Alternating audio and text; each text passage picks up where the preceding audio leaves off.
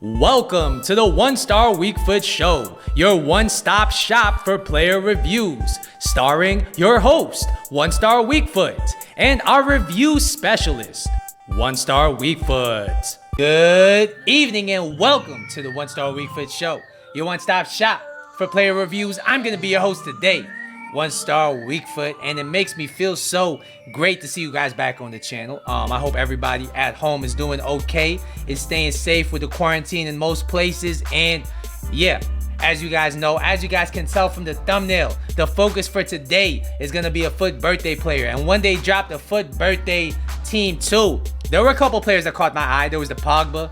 The Pogba's selling for 3 million coins, so we're not about to try him right now. There was Di Maria, who now looks like a cheap man's Cruyff, but I have to bring it back to the card I like every year except this year because he's not meta, but I've liked him in FIFA 17, FIFA 18, FIFA 19. He's always my first big purchase of the year. It's gonna be this 91 rated Foot birthday Bale. And obviously in previous FIFAs, I was using his not in form until he got special cards. But this card is always my favorite card of the year at the beginning of the year. He's like a cheap man's Ronaldo. This year, with dribbling being so important, with agility and balance being overpowered, he's not quite meta. But is this Foot birthday card a different story? We're about to find out. He's 6'1". He has medium work rates. He's left-footed, but of course, he's gotten the 5-star weak foot upgrade. He has 4-star skill moves. I played 4 games in division rivals with him. I got 10 goals and 1 assist. Before we go any further, if you're enjoying the content, if you want to see more player reviews, do me a favor, hit the like button down below. And if you're new to the channel, please consider subscribing to the channel. I appreciate all you guys at home for watching this video. So, Gareth Bale Foot birthday card. I mean, it seems every single year he's gotten a Foot birthday card. This year he didn't get the position change, but he did get the 5-star weak foot. And I think this might be the best Bale card that's come out in a long time. When you look at the card, it is absolutely insane. He has the pace, of course, 96 pace. What is Gareth Bale without his pace? He has his shooting stats now. 97 shot power is the standout stat there. He has 88 finishing, 89 attack positioning. Once again, just like I said with Rodrigo, he is a card that is tailor-made for the sniper chem style. When you put the sniper chem style on him, his finishing is maxed out, his attack positioning is at 94. That looks to be insane. His passing stats are 89, so if you need a cam in his mold, he can probably do that for you. I mean, his dribbling stats are also highly upgraded, which is a big deal because, like I said, his non-informed version, even his other special versions, the 87 version, is just a bit too clunky to be meta on this game. We're going to see if the dribbling stat has upgraded him enough to be meta. His defending stats are something that he also brings to the table. So if you want him to play CM, if you want him to play as a defensive cam, if you just like to press in general, this guy's defensive stats will help you. And his physical stats are now insane. I mean, 90 strength, 73 aggression, 97 jumping, and on top of that, he has 82 stamina, which is now making him able to last all game at the striker position. So, without further ado, I'm gonna take you over to our review specialist in the studios, One Star Weakfoot. Take it away. Thanks, One Star. So, according to Footbin, this card is costing 1.85 million coins on the PS4 market. Is he worth the money? I mean, surely he can't be worth that. I mean, going into the review, I thought he wouldn't be worth that. After trying him though, I have been proven wrong. This Bale has proven all his doubters wrong. I think he's definitely worth the coinage. I'm gonna break down the stats though so you know exactly what to expect at home. So, first we're gonna address his pace. He has 96 pace, and as the stats suggest, he is rapid. He is dynamic. I would say if there was one word I can use to describe this Bale card, I would have to say he is dynamic. Being the defensive line, he does it every single time. On the ball, off the ball, he feels absolutely rapid, and where he really shines is that acceleration coming out of certain skill moves. Perform a heel to heel with him from a standstill and he'll just burst past the defender. Same thing with the L1's fake shot. He really is a very dynamic card, and overall I gotta give this guy's pace a 9.5 out of 10. He is definitely one of the quickest cards I have used on this game. Next, we're going to talk about this guy's shot. He has 92 shooting, which is absolutely massive.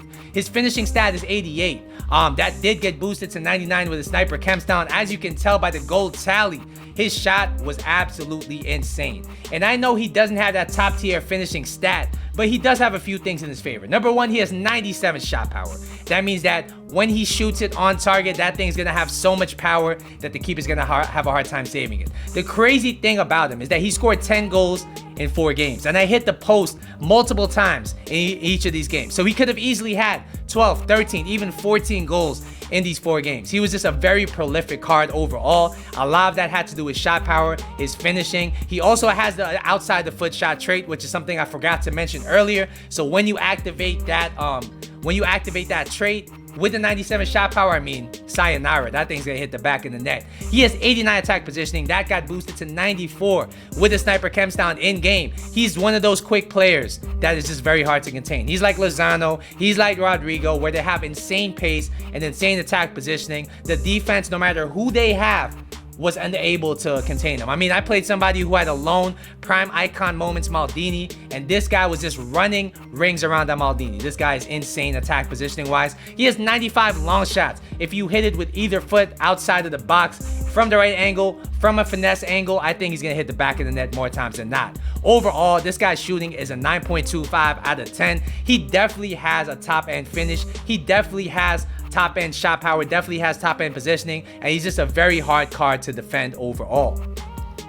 Next, we're gonna talk about this guy's passing, and this is something else he does really provide compared to other cards of his mold. There's a lot of cards that have a lot of pace, a lot of shooting, but then he has the passing stats to really bring other people into the game, so he really is a well-rounded card in that regard. He has 87 short passing, 86 long passing, 97 curve, 93 composure, so that means that he's going to be able to hit a variety of different passes. He can hit the finesse passes in and around the box, he can hit the long passes over the top of the defense, and on top of that, when he's getting pressed, it doesn't matter. He makes love to pressure. He has 93 composure. He is very press resistant. Overall, I gotta give this guy's passing an 8.5 out of 10. It's definitely usable at the cam position. It's definitely usable as a false 9, as a playmaking striker, and it does add another element to his game.